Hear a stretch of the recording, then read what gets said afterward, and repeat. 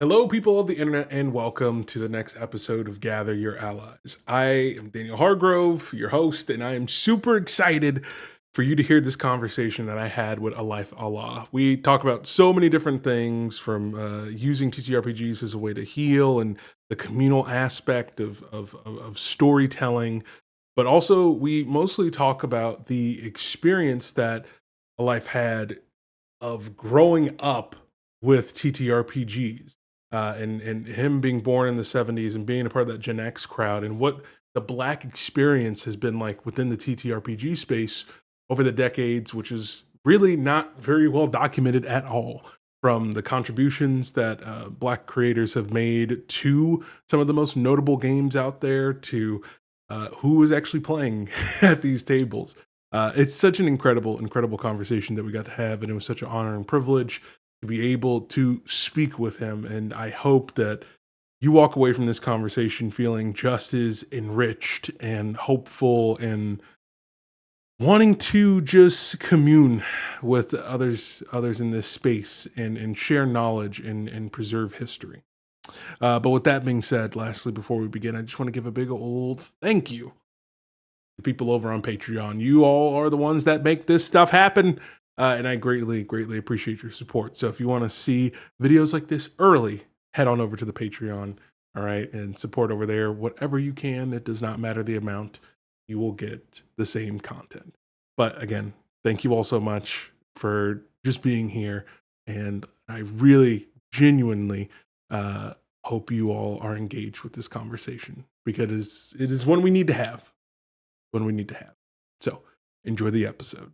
Today, I am so happy to have you here as my next guest. I've been super excited about us having a conversation ever since you popped up on my For You feed on TikTok. I knew that eventually we had to get on here and have a conversation.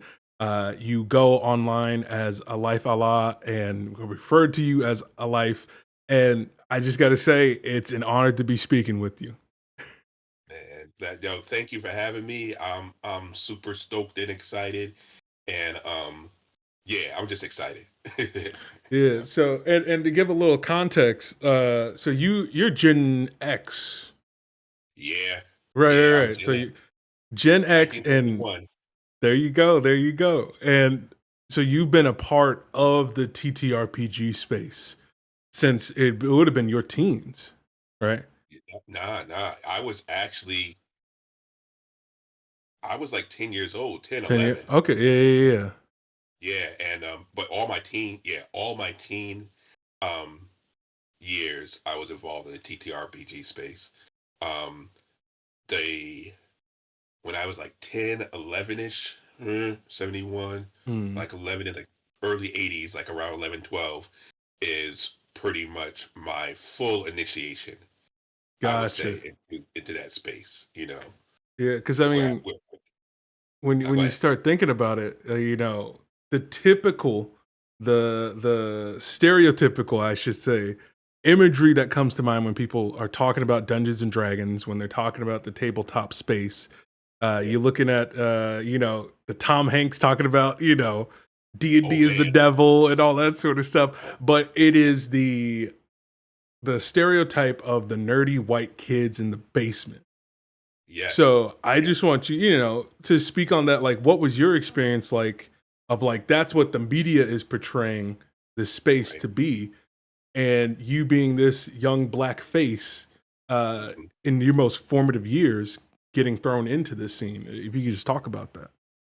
Well, it was kind of crazy because so the neighborhood I grew up in, New Haven, Connecticut, Mhm. and my neighborhood, Newhallville, the Ville, all black neighborhood. Okay. Um, so I'm talking about like that kind of traditional black neighborhood that you rarely see, especially up north nowadays. But like the barber shop was at the corner, Hmm. literally.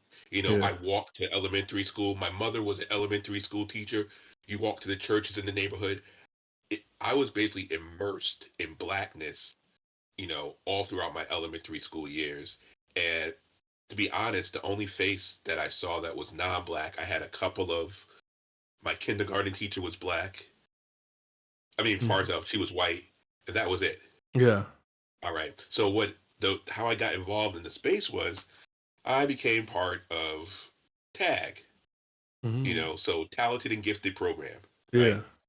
So I was on Fridays, I would be bussed out of my school and we would go to another school and I would be in a class with like other quote unquote talented and gifted students from across the city. Mm. I was the only black kid up in there. Um, Mm. and so this was like my first foray into just like I have been reading, fantasy books and stuff, very, very small. Wizard of Earthsea. I probably Mm. was already into Tolkien back Yeah. then. Um, but this was the first place where there were other kids my age who had a similar literary experience, right? Mm. Yeah. So I was able to talk about Greek myths. I was able to talk about King Arthur.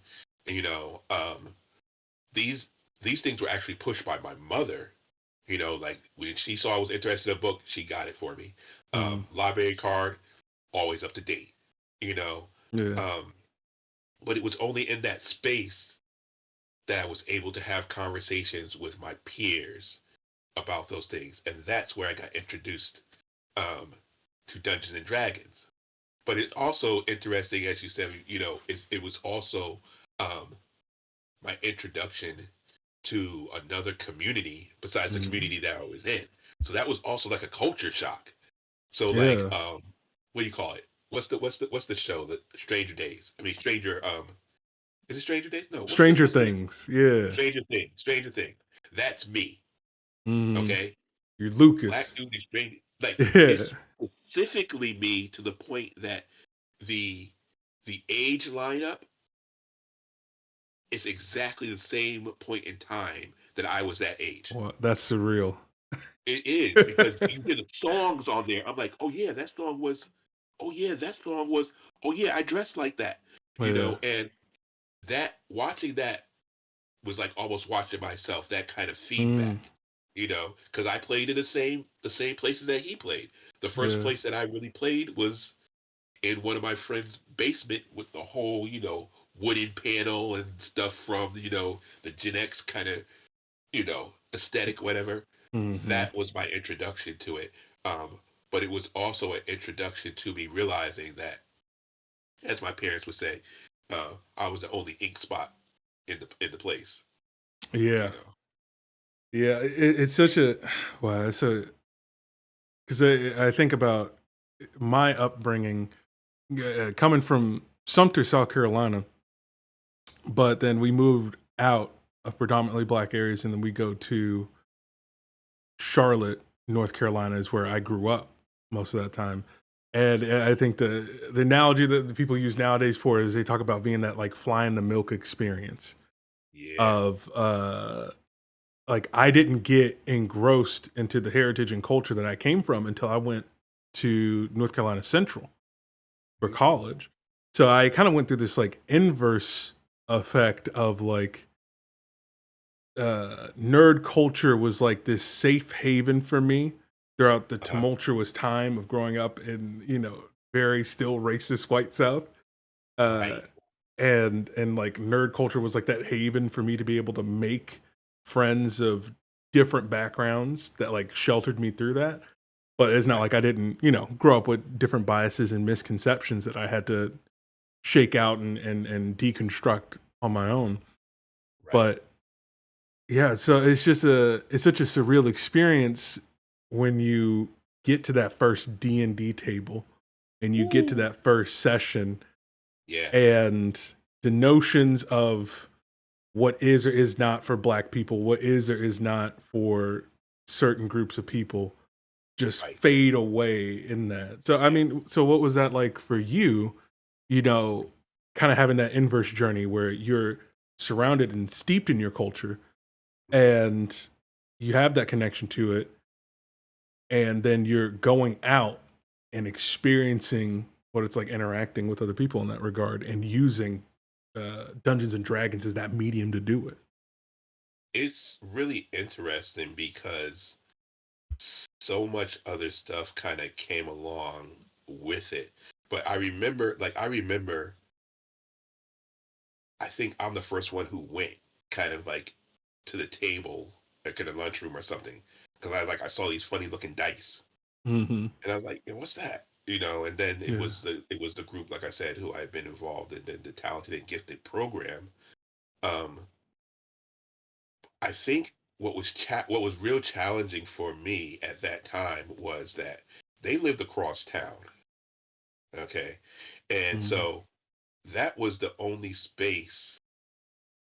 My other nerd qualities were kind of cool in the hood, right? Yeah. So like, people are surprised when they like nowadays, like certain rappers like Method Man and like Wu-Tang Clan will have like comic book, um, nicknames and stuff. That's Mm-hmm. because we're generally the same age and comic books was a safe refuge for us, but it was also something that was accepted. Um, Yeah. the D&D was kind of You're pushing it.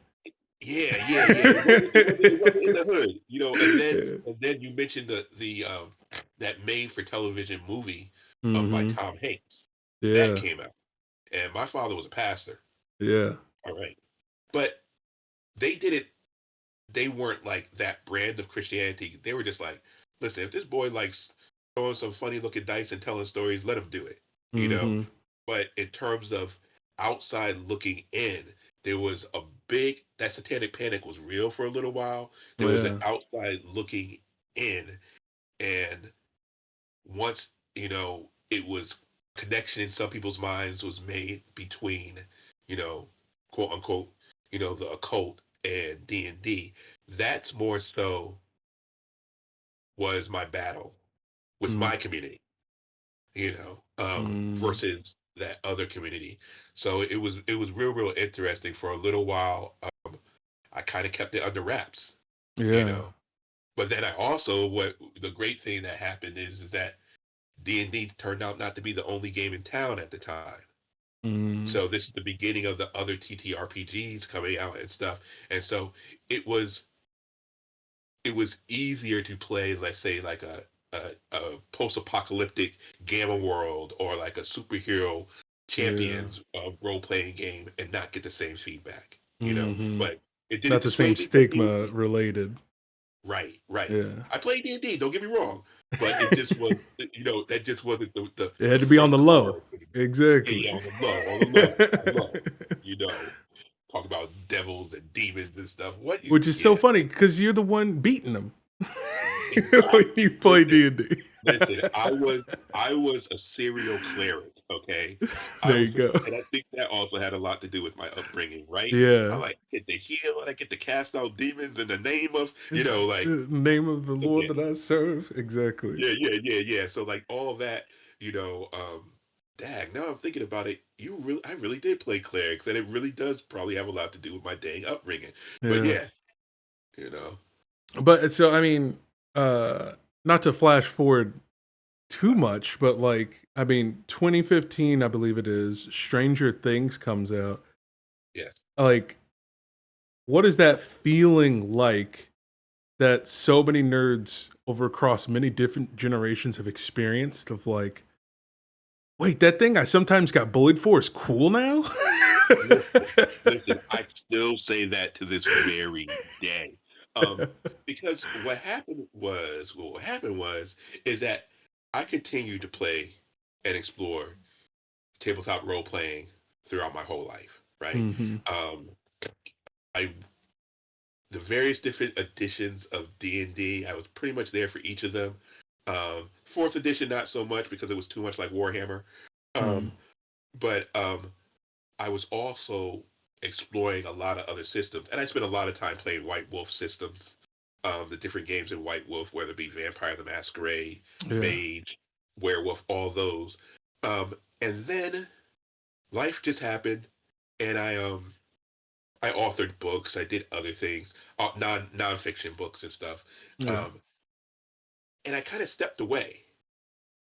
And that moment that I stepped away, I feel is like when all this growth happened, Mm. this like almost like explosion.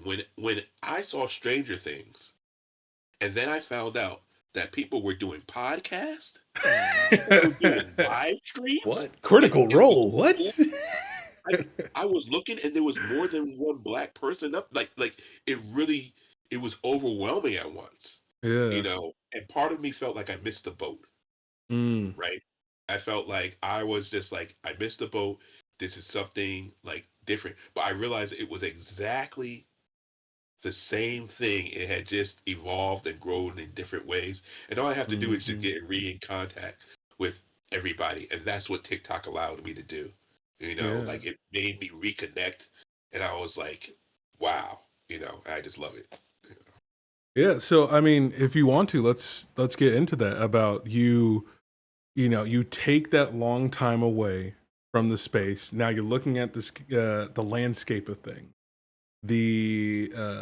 You have a show that is literally almost documenting what your childhood was like going to Yeah. play D&D, right? And then you have all these black faces and all these different people are showing up now on the internet to play games and to a massive audience and introducing more and more people to the Yes. games that you've loved over the years. At what point do you go from I I want to speak with people again. I need to talk to people about this again. It's funny because I didn't get on TikTok to talk to no TTRPG people. You Mm, know, um, I got on TikTok because I was going through my own particular um, grieving process. During COVID, I lost my younger sister, yeah. um, who was only a year younger than me. Mm, Um, it destroyed me, and I was already on TikTok because I'm a dancer too, so like I was watching dances and stuff. yeah. Um, but I realized that it could be a tool for me to, like, for my own therapy. And Yeah. then these TTRPG people just started popping up on there, and I'm like, okay, okay. I was like, okay, that's cool, that's cool. But then I started to see black faces, Mm, and that's what like really drew me in. And it happened to be around Black History Month. And so mm, I was like, how can I contribute to this TTRPG space as a black man and also yeah. as a vintage player? And then I was like, yo, dude, man, you literally have the resume of your life. You can literally pull out any point um, of things in your life. I'm already a historian and all that kind of stuff. Um, So I already knew a lot of the stuff. I already knew Mhm, how to interface it. I already knew how to present it. What I didn't expect was it to be so warmly accepted. I yeah. I just really didn't. And that to me has been the greatest joy for me. Mm, Because there was a certain point in the past where I was a D&D player, and then I was hit with my first experiences of racism within the TTRPG space, mm, right? Um, and so I didn't know what the landscape. I saw what it had become, but I didn't know if some of these topics were things that were still being dealt with, if these are things that had ever been brought up before. Um, mm, it was a combination of both, combination yeah. of both. Well, I mean, so, uh, have you always felt that the scene was welcoming, or has there been their ups and downs, like any form of social space when it comes to acceptance with black faces? For me, it was always accepting in the beginning. Yeah. Um, and as I got older, it was accepting.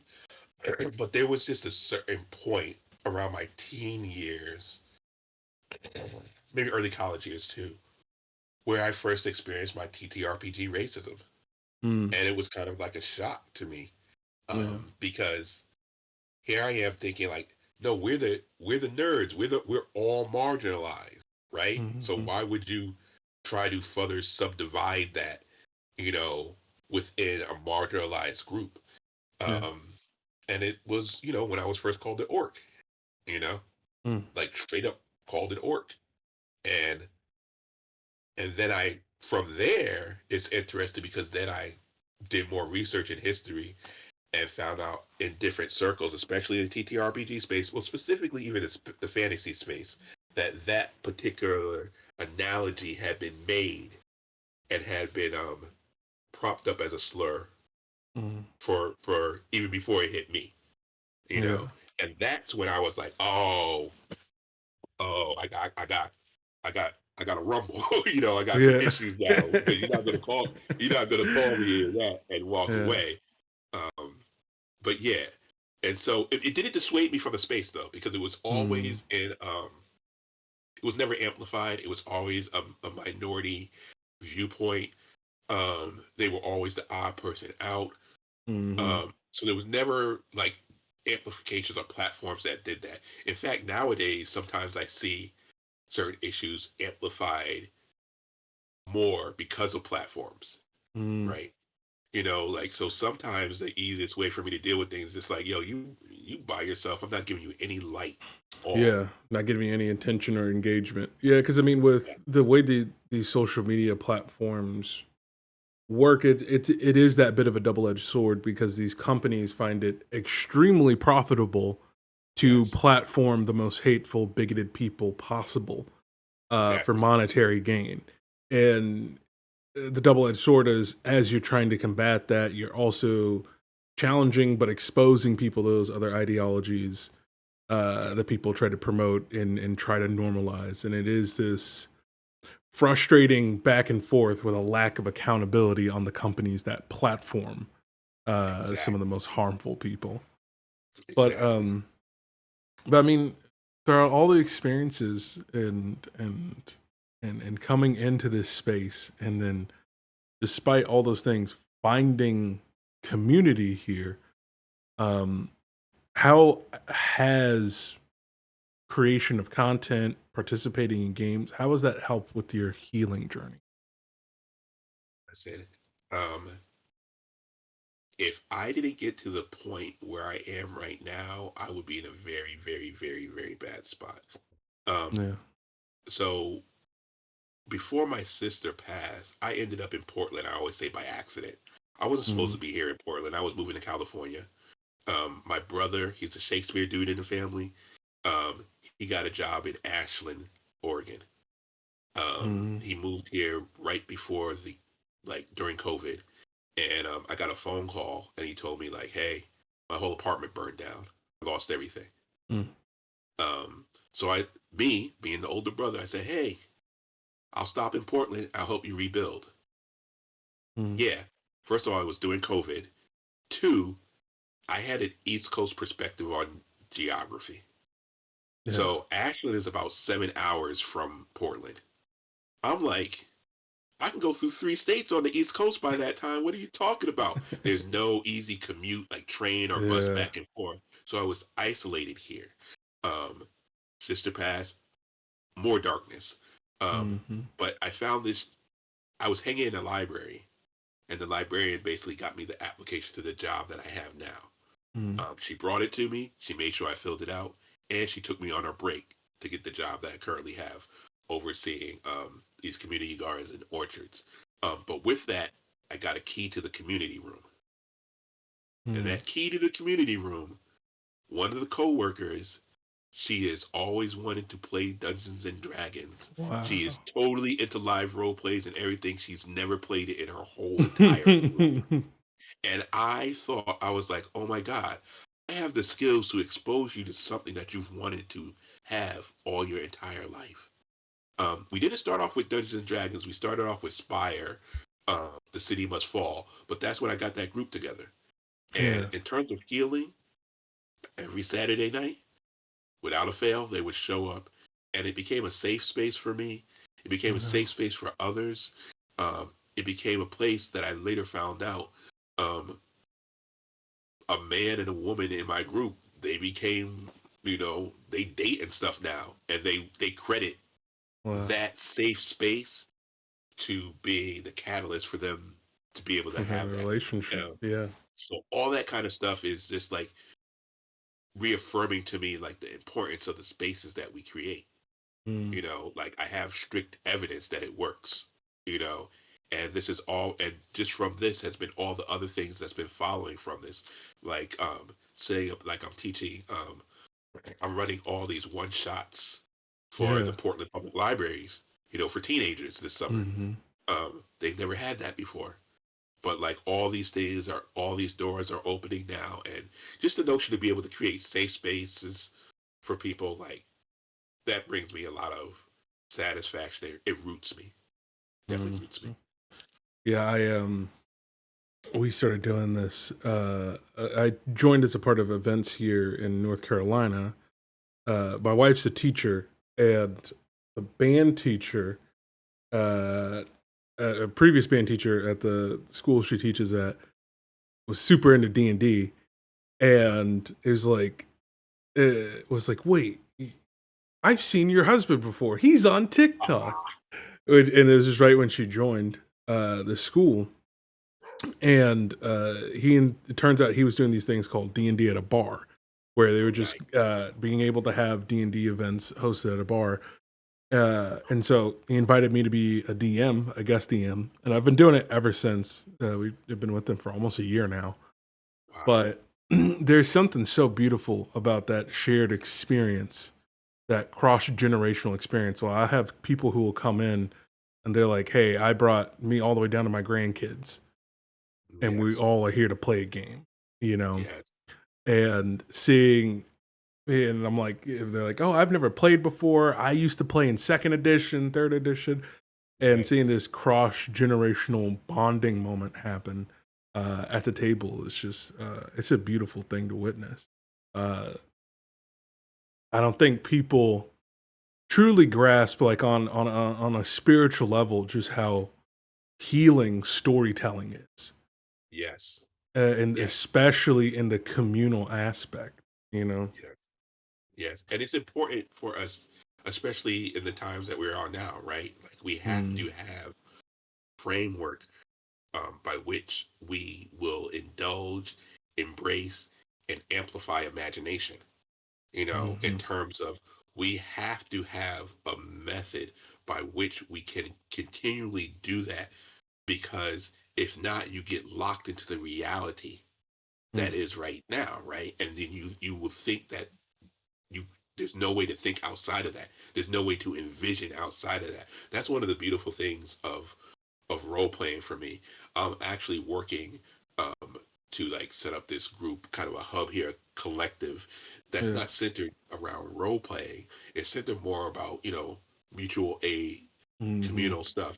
But I'm having a couple of sessions where we will be playing one shots of different solar punk TTRPGs, mm because it will engage the imagination, and we need Yeah. that imagination to deal with this world we're in right now, you know. hmm Uh, I always said this when I first joined Onto here, and even when I first started playing D, it was with my wife, my best friend, and his girlfriend. We all started playing D on New Year's Eve. Is how we Uh-huh. ushered in the year. I think this is about 3 years ago. But we, uh, ever since then, I was like, there's just nothing like that black joy that you see when when black people get to explore their imagination in a Yes. way that typically our society doesn't allow them to. Yes.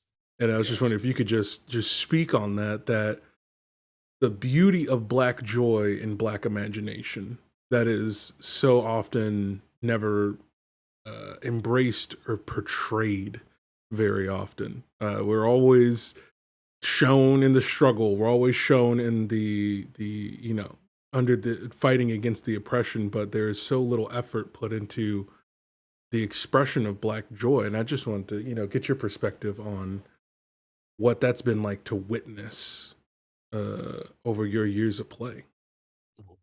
Like that was one of the things that was very, very magnetizing to me, kind of seeing the new social landscapes and everything, see all these different black faces. But just to see y'all like just so absorbed in it. I was like, I thought I was the only one. You Mm, know, like I know a couple of other, um, black TTRP role players, creators my age and stuff, but Yeah. we never really kind of been in the same space, you Mm. know. Um, so like to see all black tables. Mm-hmm. Listen, I didn't do all black tables until I take that back. I did it one time when I was in seventh grade. That one was crazy though, in a good way. In a good way, but they wanted to do like a 20th level campaign, and I just Yeah. wasn't there yet. Um, but my good friend Balagoon Ojtade, he is located in Atlanta, Georgia, and he creates a lot of black role playing games. Um, and I joined a particular trope with them, maybe during the beginning, kind of the beginning of COVID, called Mm. Africans Playing TTRPGs, and we were playing his different systems, and it was just so great to be able to just fully be myself without having to explain anything, right? Mm. So, for instance, this particular system, the first one we did was Ice Cold Carter. This is basically like a 70s black exploitation kung fu Yeah. Yeah. extravaganza. Yeah. My character was like the son of a pimp or something. It was crazy, but like all the inside jokes and everything that were going, and I was just so happy. And I couldn't wait until, you know, okay, like I know I have to wait a week. I have to wait a week, Yeah. To do this Um, again. it was really, really great. But it was just really, really great to be with several people who were some close to my age, some younger. Um, Mm-hmm. just sitting there and just playing and joking and doing the dozens and everything while we're playing, and it just flows so seamlessly. And Mm. they don't want to see that.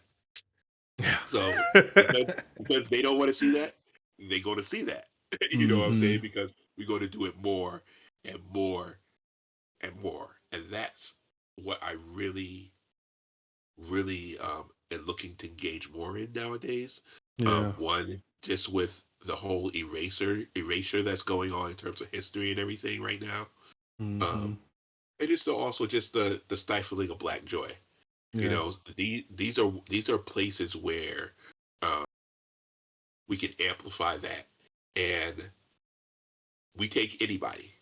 You Mm-hmm. know, you don't have to have a certain look, a certain, you know, physicality, in order to play role playing games. And Mm-hmm. that's why we need more of these. And we need more of these out in the front. You Mm-hmm. know, we don't get me wrong, we could play like, we could play anywhere, right? Because any of us are qualified to play anywhere. Any of us are qualified to create anywhere. Any of us are qualified to be game masters, dungeon masters anywhere. Um, and we do that well, and we need to continue doing that while at the same time also building our spaces, also amplifying them. Mm-hmm. And we can do both things at once. In your experience, what do you feel like are some of the key elements to making a space that feels welcoming and inviting and secure for people? Oh, that's a good one. Um, this group that I'm working with now, the Gilded Dice Guild right now, there are a Mm. lot of people who are neurodivergent. Yeah. Um, and this was really my first time um, running campaigns and stuff like that, um, with many who are on the spectrum, myself Yeah. included.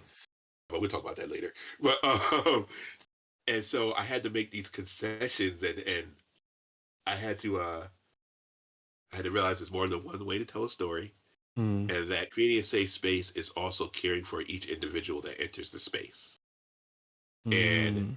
that has been pretty much um, I'm heavy on that. I do have session zeros, but I also usually have a one-on-one with each person who's entering into any campaign that I'm doing. I want to know Mm. what they are expecting to get out of this experience, and what I can do also to make it, easier for them. I know that I story tell in a certain manner. I might Mhm. have to, alter that in some different ways. Um, some of the basics too, which sometimes people don't get. Like we have food, we have drink, you know, we have Yeah. we have breaks. You Yeah. know, all those basic things are things that help, things go. And then also letting people know that there's not a wrong answer. A lot of people who don't have experience with role playing games come into the space thinking that there's one way, that there's one answer, Mm. and I'm just like, yeah, there was two doors. I was ready no matter what door you went through. You Yeah. didn't have to pick door A, and when people, because they're not used to playing games like that, they're Hmm. used to playing games where this is the move you're supposed to make. So just Right. pretty much easing people into that and understanding that creates more of an environment where people are more willing to let go, and Hmm. just be themselves and stuff. So it's been a challenge, but it's paid off incredibly. Yeah. And and you're speaking about just now your accommodation for neurodivergent players, and talking about that, how that empathetically comes from your experience with neurodivergence. Did you want to touch on that at all, or Yeah, your I mean journey with that? it's interesting. I mean, when I understood what a fidget toy was, I Yeah. was like, oh, they have a name, because I literally, since I was like 6 years old, I flipped pins. I Hmm. flip pins, and my bedroom in my old bedroom at the house has like all these little pin marks on the ceiling because Hmm. that's what I would just, and that's how I think. Yeah. Um, and once I realized, in terms of just like, I think I was humbled the first time I had a player. I was saying something, and the player's name was Morgan. She turned to me, looked me dead straight in my eyes, and said, "I wasn't paying attention." And old me would have been like, I have made this time. I did all this preparation, and all you had to do was pay attention to me. But new and improved me was like, okay, this is what happened. It's just like Yeah. it was that easy concession, but it comes from growth and development and being empathetic, and Hmm. wanting everybody to be a part of this journey because she Yeah. truly does enjoy playing, you know. And I had to not take things personally. And when I learned not to take things personally, then I would learn different ways to adapt. Mm. So this is the question I normally ask in all of my interviews in some way, shape, or form. But through the exploration and practice of empathy and exploration of culture, all these different things that you've experienced with playing TTRPGs, what do you think they have taught you the most about yourself? Hmm, that's a real good question. Um, I think they taught me one of the reasons why I deeply enjoy TTRPGs is because I am in love with creation. Mm. I am in love with deep, deep, deep thoughts and musings, Yeah. and they gave me a way to like acknowledge that and also Mm. to express it in different ways. Like I have 1,001 stories that should have been written 20 years ago, right? Yeah. Um, uh, but TTRPGs is also another way to tell stories, so Mm. I don't feel like, oh, I'm a failure because I didn't write those stories, because I know also that through my different, adventures and like, I told some stories, and Hmm. it made me not be as hard on myself for not um, being in a capitalistic kind of, you know, produce kind of Hmm. thing, and like you Capitalize said, off of your creation, monetize your hobby, all that sort of stuff. exactly, Yeah. exactly, and like you said, it it enabled me also to recognize in terms of my own family lineage, um, Mm. and it's my own black lineage in terms of like the importance of storytelling. Even Mm. before I knew what a griot was, you know what I'm Yeah. saying? Like I grew up in I grew up in Pentecostal church, Hmm. so the way that they tell the way that they tell certain stories out of the Bible is different than if you go to a Catholic church, right? So like that whole type of call and response and engagement with your audience and stuff wow, I'm just actually realizing this right now.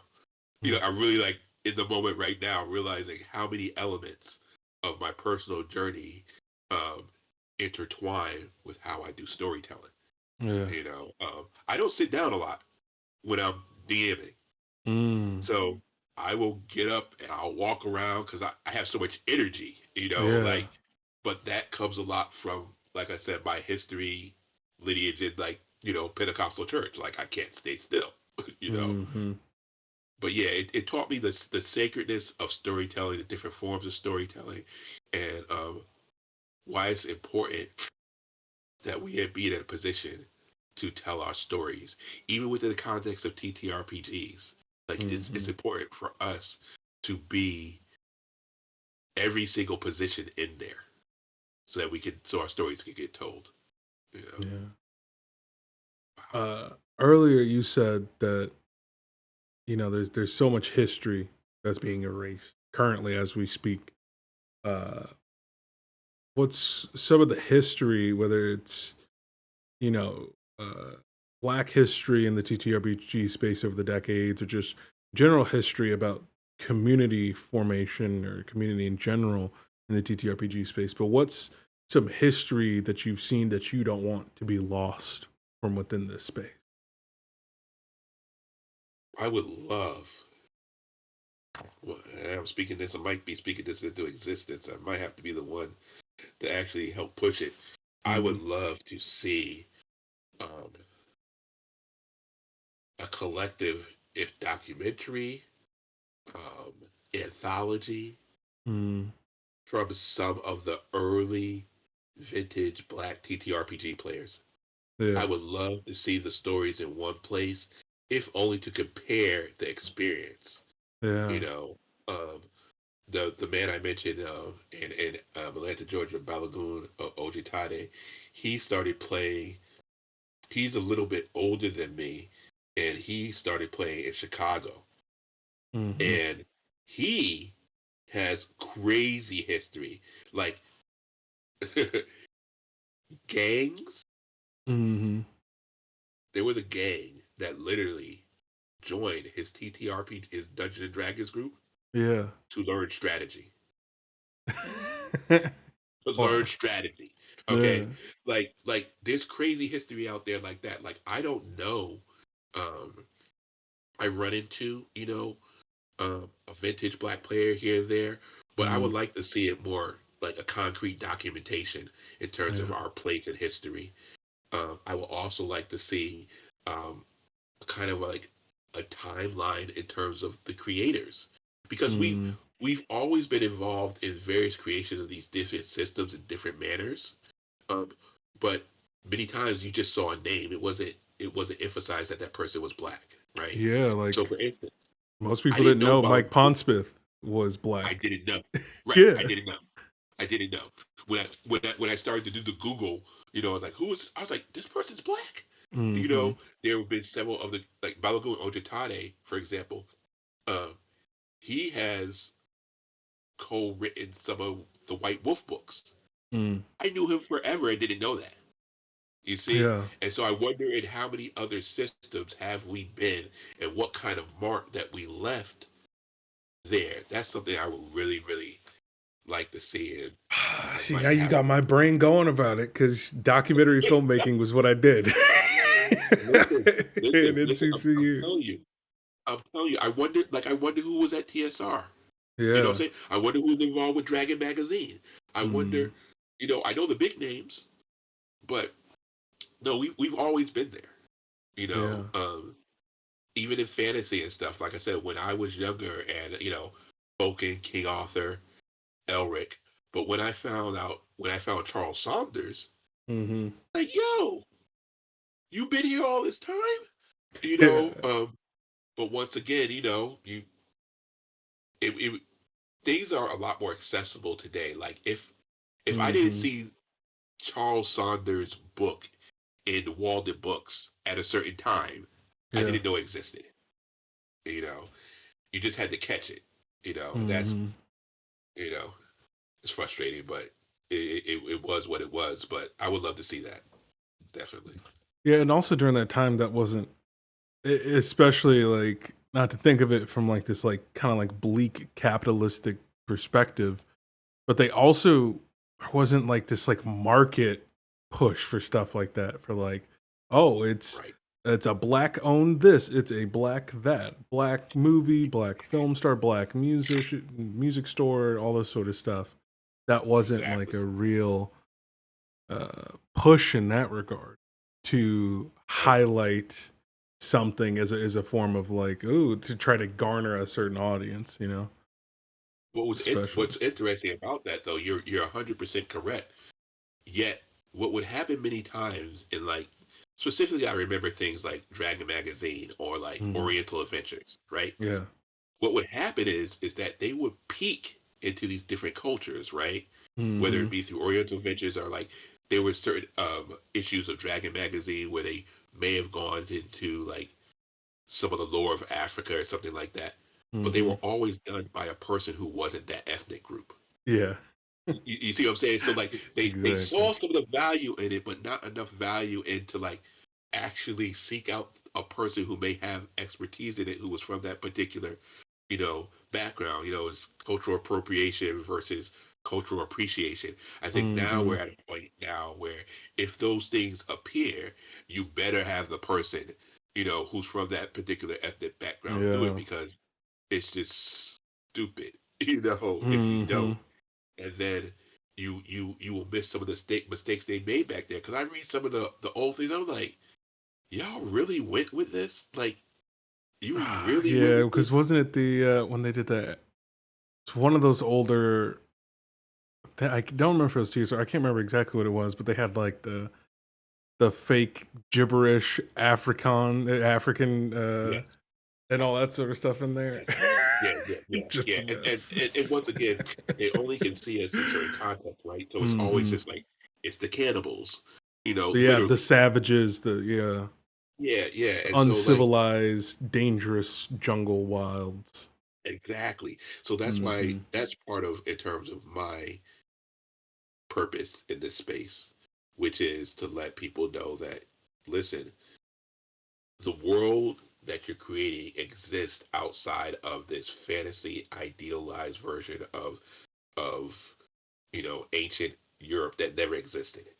You know what Hmm. I'm saying? There's so many other ways that you can um, enrich your campaign, even if you don't want to have a whole big campaign set in a mythical Africa. Like if you're doing a fantasy Europe, guess what? We were there. Yeah. You know what I'm saying? Like historical Europe, we were there. You know, Hmm. um, and so for me, it's just like adding those different things, and it also does a thing in terms of um, it eliminates certain tropes and certain fatigue that can come from playing the same things again and again. I can't Hmm. tell you how many times, like if one more person plays like the stereotypes of different classes, right? Yeah. Like so for example, like, okay, I get it, you're a horny bard. I get it. I Hmm. get it. You know what I'm saying? But like it's been done over and over and over again The when you lone realize that wolf ranger, the selfish rogue, and all that sort of stuff. right, right. Right. There's so much more. There's so much more that we can enrich that with, and we got the keys to that. You know what Hmm. I'm saying? We have the keys to that. And that's what I want to, present people with. Like, at the end of the day, people are going to play how they want to play. You know, I'm just here to offer them more insight and some more options. Good. And to speak out when y'all being racist, because that's just me. Yeah. We got to do it. Someone's got to do it. Exactly. But Exactly. with all that being said, I think we've covered some really strong topics, some emotional topics. All right. I think we should end things on a bit of a lighter note. Let's So I go. need you to give me your top 5 dead or alive TTRPG systems. Whether people play it anymore or not, give me your top 5. Ooh, wow. Okay. All right. I am going to say, Mm, as broken as it is, mhm. not broken, I shouldn't say that, but number one has to be AD&D First Edition. All right, Mm, that's how I came in. That's where all of like the cool nostalgia sweet spots hit for me. I right. will still pick up an old module and look through it and everything, and just bring back so many memories and yeah. That has to be one for me. Gamma Yeah. World. Game Okay. World. Tell me about Gamma it. World. Tell me about it. Gamma World was put out by TSR. Mm. Um, first edition. Um, it was post-apocalyptic. Um, Mm. but it was very, very. Did you ever run across the cartoon Thundar the Barbarian? Oh, I feel like I'm on the cusp of unlocking a locked memory. Hold on, let me pull up Google real quick. Yeah, Thunder the Barbarian. So I was around 12 when Thunder the Barbarian came out. Yeah, Okay. I think I saw this on Boomerang when I was young. Yes. Yes. It's Yes. played on Boomerang. It's Yeah. played on Boomerang. So what's crazy about it is, as a Gen Xer, you have to understand that a lot of these movies and cartoons Hmm. that were in the future, they had specific timestamps when this stuff was supposed to happen in the future, right? Yeah. So this destruction of Earth that was supposedly going to happen and create this post-apocalyptic world was supposed to Hmm. happen in 1999. So me being little, I was Classic. like, "Oh, we're gonna be alive for this." There's gonna be talking dogmen and sun swords and all these. I'm gonna be using the stop sign as a shield and stuff Yeah. like that. I loved it because it was post-apocalyptic before we got fully into the really, really grim, realistic type of Mm. stuff that kind of, I don't want to say infected, but kind of like married to role playing games. So it was still Hmm. it was still a little humor to it. Like one of the modules that I did, Fargo, you ended up the dungeon was an abandoned chicken factory with mutated chickens in it. You know, and some of them had like KFC and stuff. It was a lot of fun. Yeah, there's still Um, this like jovialness to it. exactly. There's still this sense of adventure. It's not everything is this soul crushing, look at what capitalism has done, look at Yes. what humanity could not prevent, you know. Yeah. Yes. Gotcha. Um, let's see. Those two definitely hit off because those are two that I played heavily when I was little. Um, Superhero game, Villains and Vigilantes. Hmm. It was my first um superhero system that I played. It wasn't beholden to either Marvel or DC.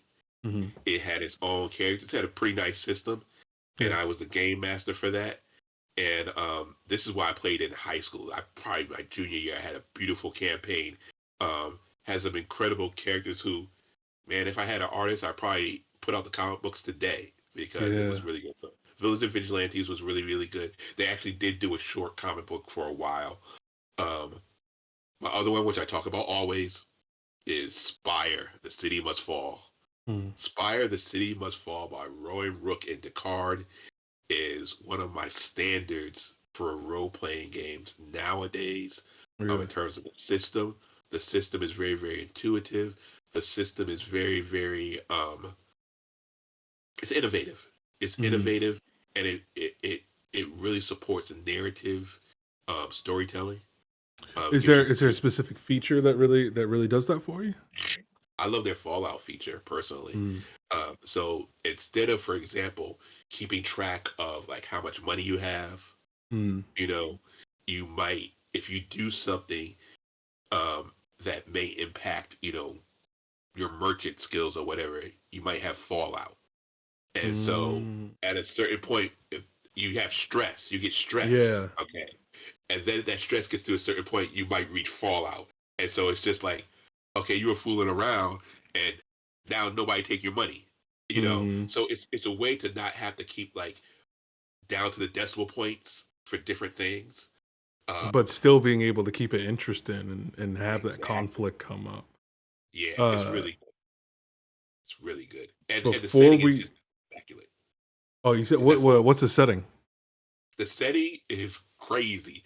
The setting is um not Acropolis. What do you call it?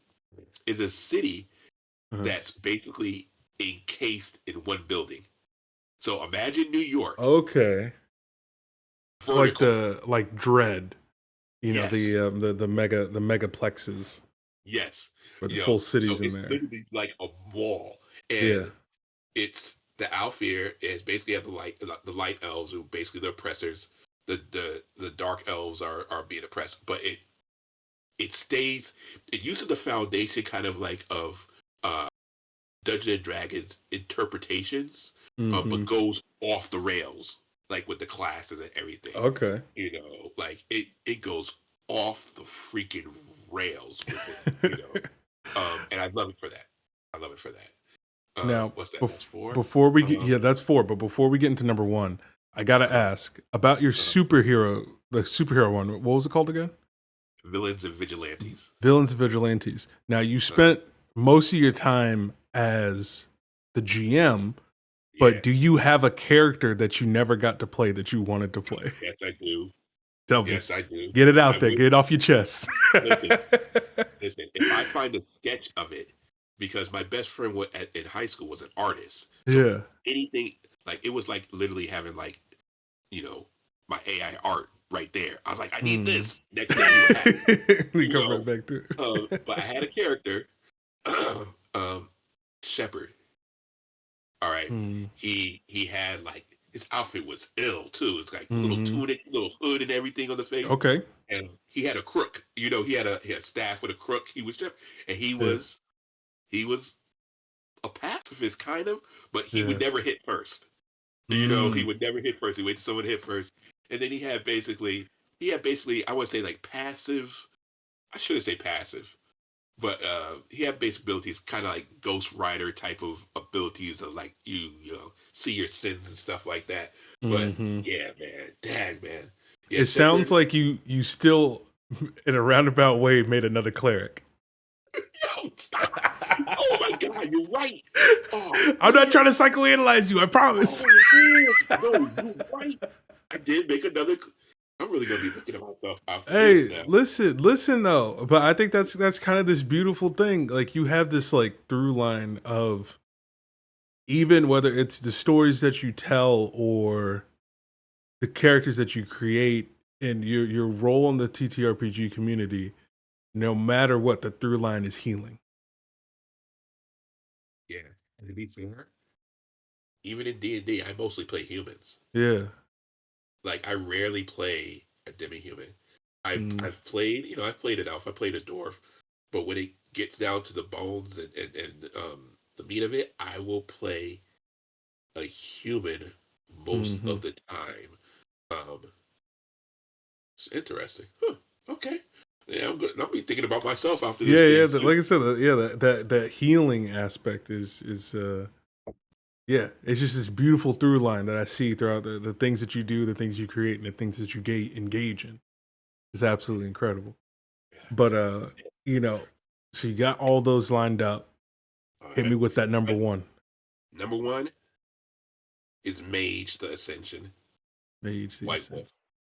Mm, That specifically because they've come with different iterations and stuff now yeah. um, with it. But that was really, really nice for me for various different reasons. One reason is just because I'm just always a person who's interested in religion, different magic systems in the real world. Hmm. And that gave a space for all of those. Yeah. Depending on what tradition you were going to have some of that. Um, but the magic system is it's kind of crunchy. Like you have to have a lot more imagination. You're not going to get a list of spells, Hmm. right?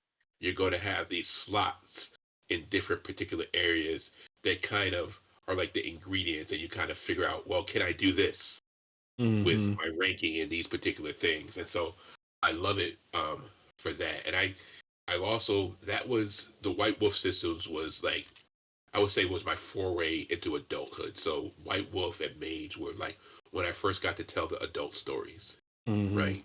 That were a little more riskier, a little more darker and stuff.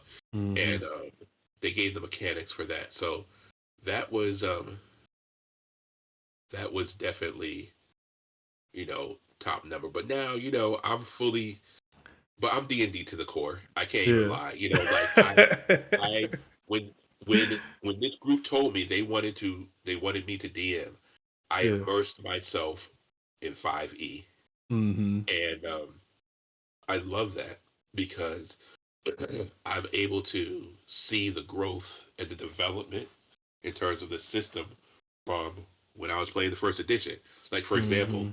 mention clerics once again, might as well. Yeah.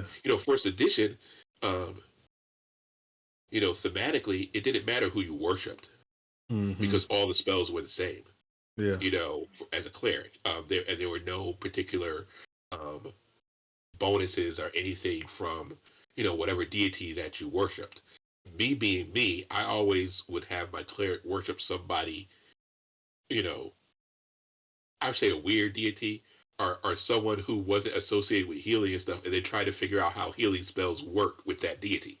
Mm-hmm. You know, so like I love it now how it's grown to like, oh now no, we're going to address the fact that you know clerics worship different deities, and therefore they're going to Right. have some different The abilities. and also the domains, interesting of being able to have them be different expressions of worship. Yes, You can be a god of war, but you're worshiping the goddess of love or something like that. And yes, what does that mean? What does that right, mean to wage war in the name of love? And like all yeah, these different questions that can come up in the way that you engage with that system and that aspect of role play. right. And with 5e, I definitely, like I said, that to me, personally, is the greatest with the classes Mm, has been my greatest appreciation of the growth and development, mm, of it. Like I grew up with, I always wanted to play an alchemist. Okay, yeah. it did not exist. It did not exist. There was like one in one Dragon magazine. I never got that Dragon magazine, but Yeah. I was like, why don't we have alchemists? And then they come with artificer. I was like, okay, all right, now we're talking. Warlock sorcerer. I'm like, okay, now we're talking. Same thing in terms of with the druid. Like to expand. These different classes to enable them to have these different type of effectively subclasses Mm-hmm. um, has been great. The bard, I was ecstatic when the freaking bard finally became a class. Like Yeah. because I always wanted to play a bard. I wanted to play a griot always, but I was just like, I am not going to do the whole fighter thief druid combination until I get these Mm-hmm. levels, and then you become a bard, which is only flavored for like the Irish bard. Like I'm not doing Yeah, that, yeah, yeah.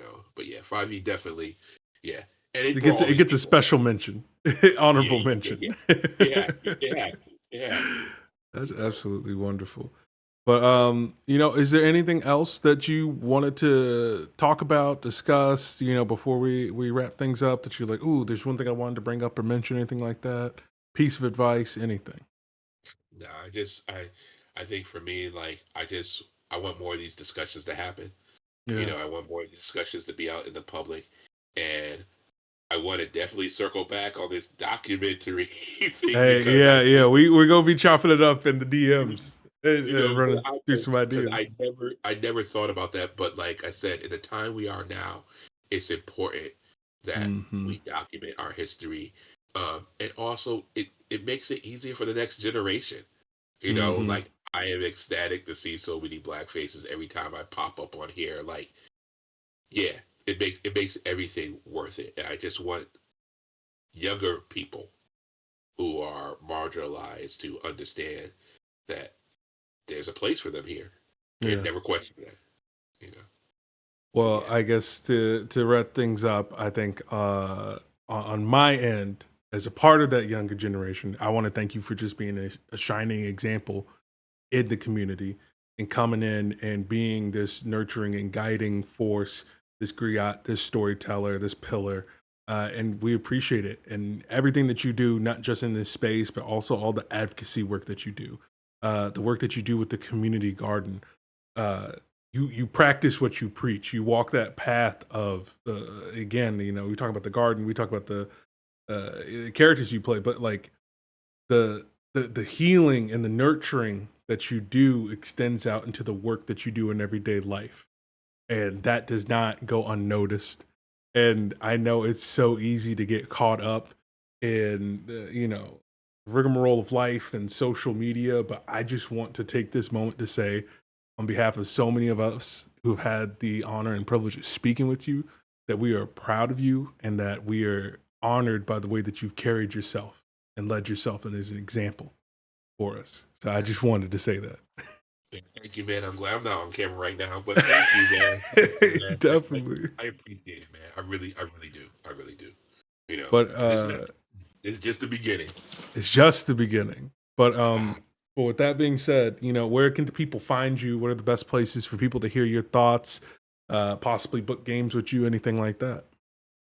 Right now, most of my stuff you can catch on my TikTok at a life a lot, ALIFEALLAH.